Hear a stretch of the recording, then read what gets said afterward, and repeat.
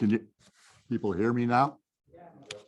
Well, this wasn't a rebuttal. It was just an addendum. I haven't got time to thank all the people I know in this room and talk about the people that I don't know in this room. But what I had done was just assemble a few remarks about people that I knew when they were young and things that I remember about them. And the first one begins, it's about Andy McWilliam. And it actually begins with Leonard Searle, who followed me as director of this observatory.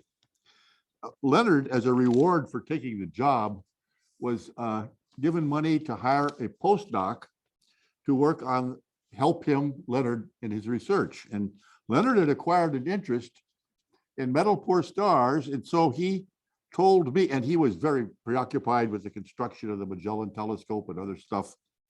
So he gave me permission to hire someone to help us conduct our search for metal poor stars. And as a result of that, and I wasn't an expert in abundance analysis,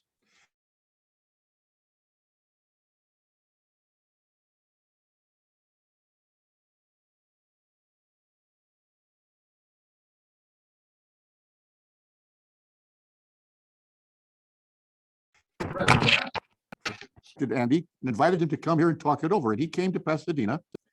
We went to dinner at a local vegetarian restaurant, and I explained to him the research materials that I had at my disposal, which were the DuPont shell spectra at that time detected with a tutti frutti detector, a thing with a terrible signal to noise. Sorry about that, Check. Oh. All right, well, as I described the observational material that I could give Andy, I could see from the look on his face that he was having second thoughts. And he listened to me politely as I told him what the observational material was like. And he said something like he would go away and think about it. And he went away, and I thought, well, that person's lost. But he accepted the job. And then he later told me why. And it was not because of the Carnegie observatories. And it was not because of the spectrograph, and it was not because of my observations. It was, in fact, because of the low storage space in the computer in his astronomy department where he was working, where I think he had 50 kilobytes of storage in his department computer. And so that was why he came here, to escape the storage capacity in the other computer. Is that right, Andy? Well, it was. Now, there's a second person. I only pick out a few from history. This one is Heather Morrison. I have two remarks about Heather. First of all, okay,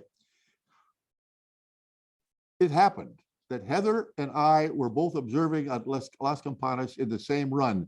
She at the 40-inch, I at the DuPont shell.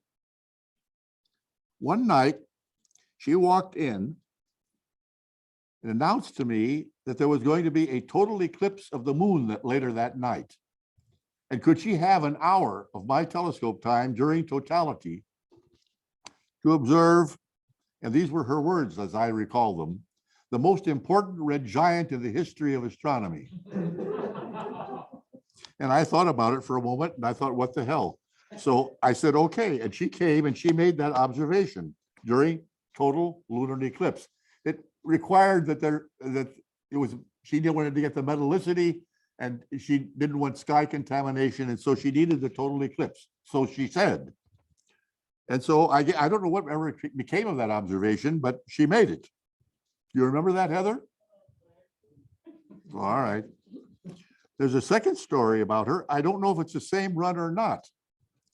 But now you have to know that in this epoch, a guy named Miguel Roth was director of the observatory in Chile, Miguel Roth. And it was his habit to roam the grounds at night and go from dome to dome to see how work was going. He'd come in and ask if there are any problems and visit for a while and leave. And it happened that he was in the dome with me.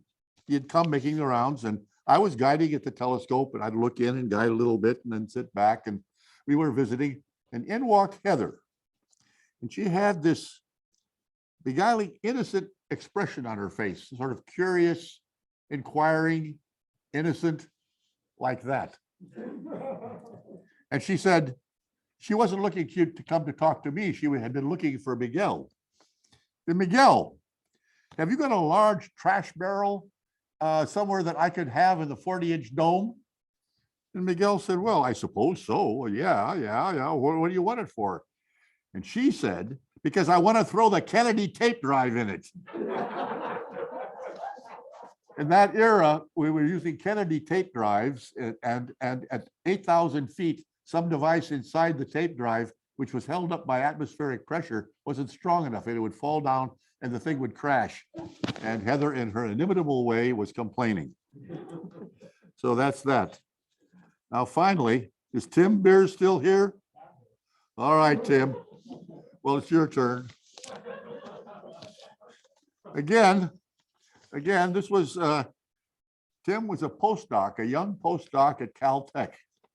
And Czech and I were in the latter stages of our search for metal poor stars. And Tim walked in one day and in his inimitable way said, I want to work on metal poor stars. And well, my plate was full. I was a director and a lot of things, and Czech's plate was full. And I thought, what the hell? And so I said, yes. And in short order, Tim had taken over the project.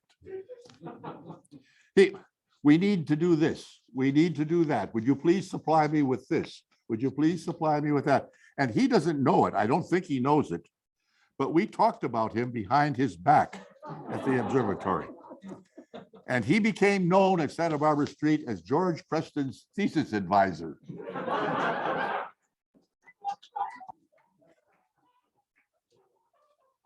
But as a consequence of that, a succession of papers on metal poor stars arose due to his organizational ability. He's a grown organizer, like Barack Obama. And I thought those papers that were created under his tutelage have made a contribution to astronomy, and that's all I have.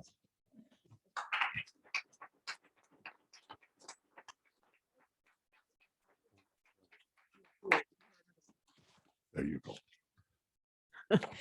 Well, we've now reached the end of this conference, and I don't want to take us too far away from the cake that I think is waiting for us. But I just wanted to add one more point about George, because a lot's been said about you, George. But I think the other inspiring thing about you is your humanity. And I think that's a part of what goes along with what you've given all of us. And when I watched you, I've known you now for 38 years, I just realized that's a long time, big fraction of my life. What I see in you is a human being with compassion, dignity. You bring this to your science, the passion for what you do, and it's inspiring. And I wish everyone in this audience the ability to give a talk at 92 that is anywhere near as good as George's. You've set the bar high again. So thank you, George, for everything, everything.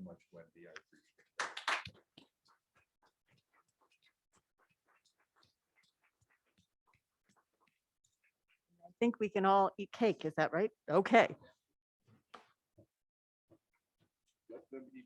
Yeah. This belongs to somebody, not me. You can put it back up.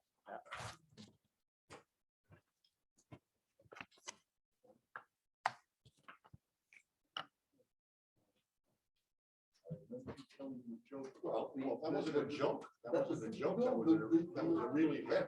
Yes. Yes. That happened at Mount Wilson. Yes. As many